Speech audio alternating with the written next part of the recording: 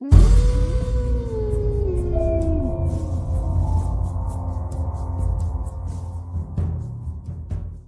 कहानी की लेखिका है विनीता मोहता। दिवाली की रात पूरा गांव रोशनी से नहाया हुआ था। हर घर द्वार सभी दूर दिए जल रहे थे। गांव की मान्यता के अनुसार लोग मंदिरों की देहरी पर और कुएं पर लगाने के लिए दिए लेकर जा रहे थे। लतिका जो शहर से अपनी दादी के यहाँ आई थी, आसपास की लड़कियों के साथ वो भी दिया लगाने मंदिर जा रही थी। तभी उसकी नजर एक सूनी झोपड़ी पर पड़ी, जहाँ दिवाली के दिन भी अंधेरा था। अपने साथ की सहेलियों को बिना बताए लतिका एक दिया उस झोपड़ी पर भी रख आई। लतिका ने जैसे ही दिया रखा, तेज हवा के झोंके से बुझ गया। लतिका की सहेली की निगाह जैसे ही उस पर गई, वो तुरंत लतिका का हाथ पकड़कर उसे उस झोपड़ी से दूर ले आई। अपनी सहेली का इस तरह बर्ताव लतिका को अजीब लग रहा था। क्या हुआ? इस तरह जोर से क्यों पकड़कर मुझे वहाँ से दूर लेकर आई है? दिया बुझ गया है, उसे लगा देने दे। जिंदा रहेगी तो और दिए लगा लेना। फिलहाल यहाँ से जल्दी चल। अपनी सहेली की बात लतिका को कुछ समझ नहीं आई और वो उसके पीछे पीछे चलने लगी। तभी उसे लगा किसी ने उसे आवाज दी। उसने पीछे मुड़कर देखा तो हैरान रह गई। उसके ठीक पीछे एक सफेद साड़ी में महिला खड़ी थी, जिसका पेट बाहर निकला हुआ था।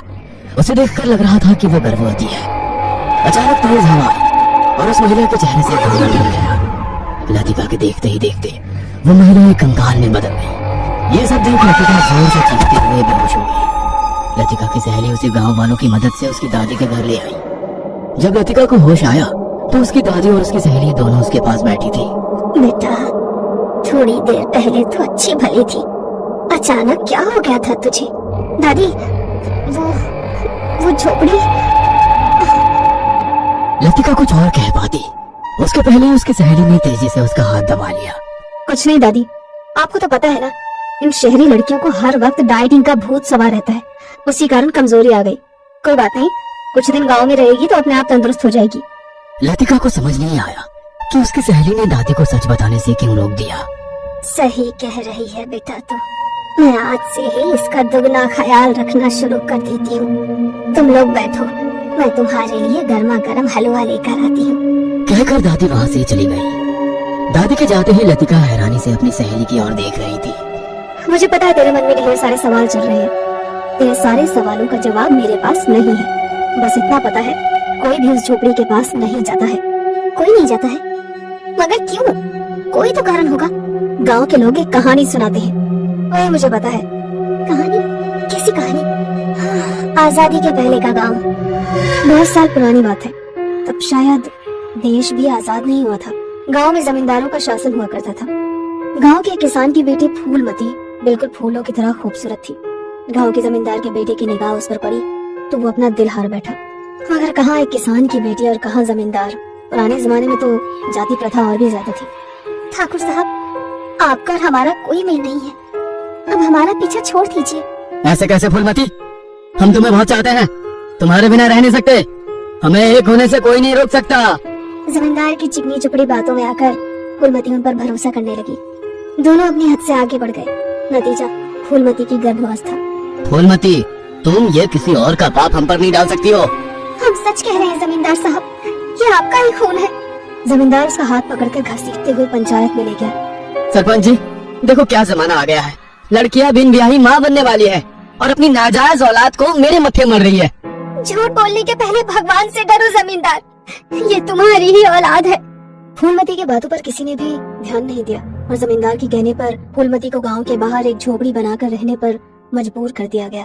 फूलमती रोते हुए उस झोपड़ी में रहने लगी।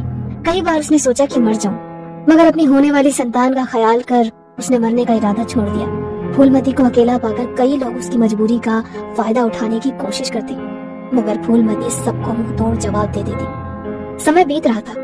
अकेले अकेले रहकर फूलमती ने धीरे धीरे खुद से ही बातें करना शुरू कर दिया। कभी खूब सजती संवरती, खुश होती, तो कभी एक विधवा की तरह पूरे साज श्रृंगार उतार कर माता मनाती। उसकी हरकत से गांव वाले डरने लगे थे। उन लोगों के लिए वो जिंदा भूत बन गई थी। कोई भी उसके आसपास नहीं आता था। लोग उसका नाम तक भूल गए थे। सब उसे कुलक्षणी, कुलटा के नाम से ही बुलाते थे। मगर सिर्फ वो जानती थी उसने कोई गलत काम नहीं किया, बल्कि उसे प्यार में धोखा मिला है। एक दिन बहुत जोर की बारिश हुई, बिजली कड़क रही थी। गांव में पूरा अंधेरा हो गया। सभी लोग घरों में दिए की रोशनी में बैठे थे। फूलमती प्रसव पीड़ा से छटपटाने लगी। पूरे घर में अंधेरा था। उसकी चीख सुनकर भी लोगों ने अनसुनी कर दी। बिना किसी की सहायता के फूलमती ने एक मरे हुए बच्चे को जन्म दिया। अपने बच्चे के खातिर फूलमती सारी तकलीफ सहन कर रही थी।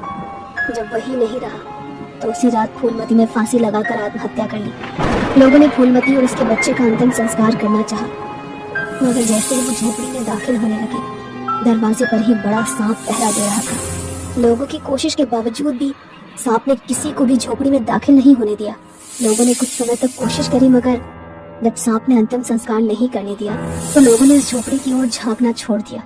धीरे धीरे फूलमती और उसके बच्चे की लाश सड़कर कंकाल बन गई। बहुत दिनों तक एक सफेद साड़ी जिसे फूलमती ने आत्महत्या की थी उस झोपड़ी में लटकती रही।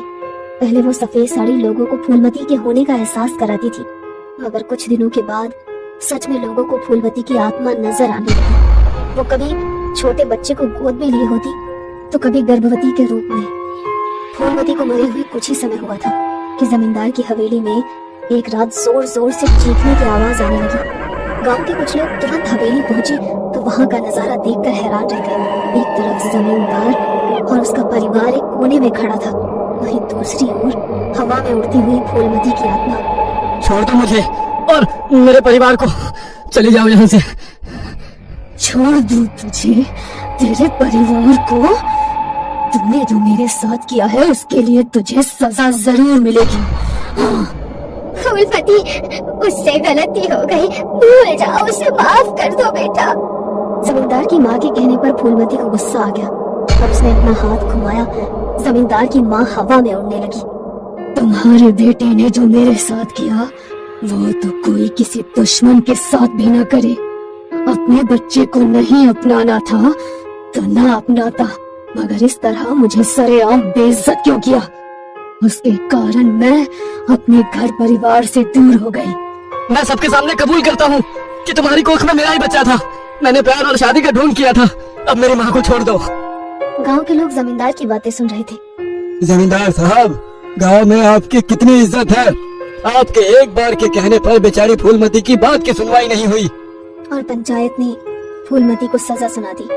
फूलमती बेटा, मैं भी तेरा गुनहगार हूँ, मुझे भी सजा दे। आप लोगों की गलती की सजा मेरी होने वाली संतान और मुझे मिली है। हमारी जिंदगी में हमेशा के लिए अंधेरा हो गया।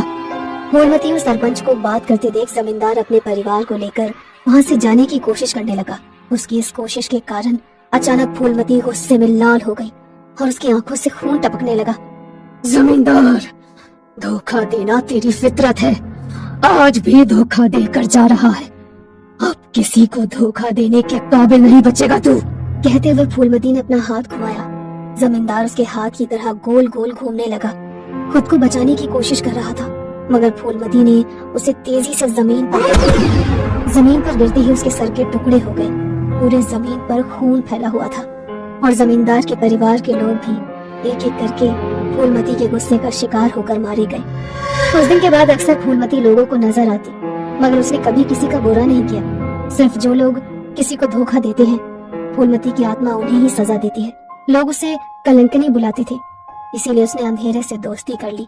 लोगों की कई कोशिशों के बावजूद भी उसकी झोपड़ी के आसपास रोशनी का इंतजाम नहीं हो पाया। आज भी तुम उसकी झोपड़ी को रोशन करने की कोशिश कर रही थी, इसीलिए शायद वो तुम्हें नजर आई। कौन नजर आया? किसकी बात कर रहे हो तुम दोनों? कुछ नहीं दादी, ये तो बस ऐसे ही। मैं चलती हूँ, बाद में आऊंगी। आप लतिका का ख्याल रखना। दादी ने जाते हुए सहेली का हाथ पकड़ा और उसे अपने पास बिठा लिया। कहीं तुम दोनों भी उस फूलमती की झोपड़ी के पास तो नहीं गई थी, वहाँ पर रोशनी करने? कहती हुई दादी के अंदर फूलमती का अक्स नजर आ रहा था। ये कहानी आपको अच्छी लगी हो तो हमें सब्सक्राइब करें, हमारा इंस्टाग्राम और फेसबुक पेज जरूर फॉलो करें। और हाँ दोस्तों, सब्सक्राइब करना भूलना मत।